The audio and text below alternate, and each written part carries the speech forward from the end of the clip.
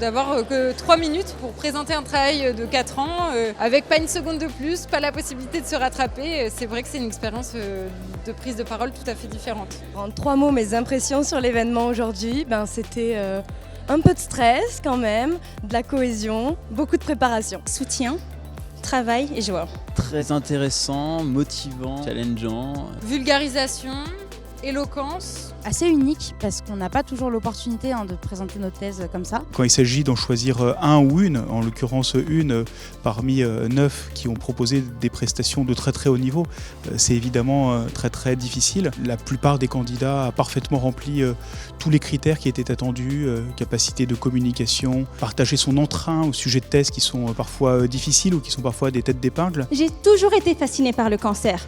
Non pas que je le veuille, ni que je le souhaite à autrui, mais fascinée par sa complexité, par le défi que cela représente. Ce qui m'a lancée dans cette expérience, c'est vraiment le fait de vulgariser. On pense que la science, elle est trop technique, elle n'est pas forcément compréhensible, mais en utilisant des termes faciles à comprendre, ça atteint le public.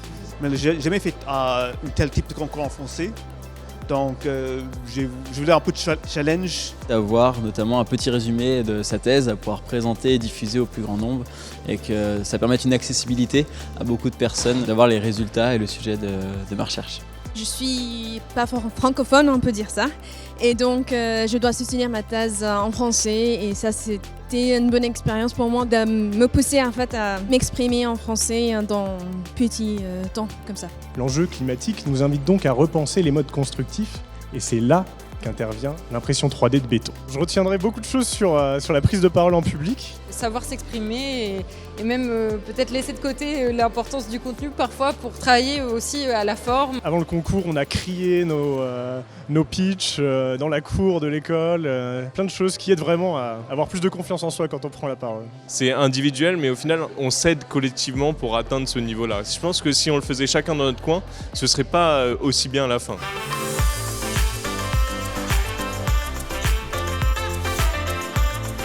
Ce que j'ai retenu de mon passage et le fait d'avoir gagné le prix du public, c'était beaucoup d'émotions avant, énormément de soulagement après, beaucoup de surprises pour le prix du public et je suis très contente. Pour mieux comprendre ce phénomène terrifiant, valider les modèles numériques et au passage tenter de trouver une issue favorable à mon rêve, j'ai décidé de construire mon propre dispositif expérimental. Quand on a annoncé que j'ai gagné, je m'y attendais pas du tout, vraiment.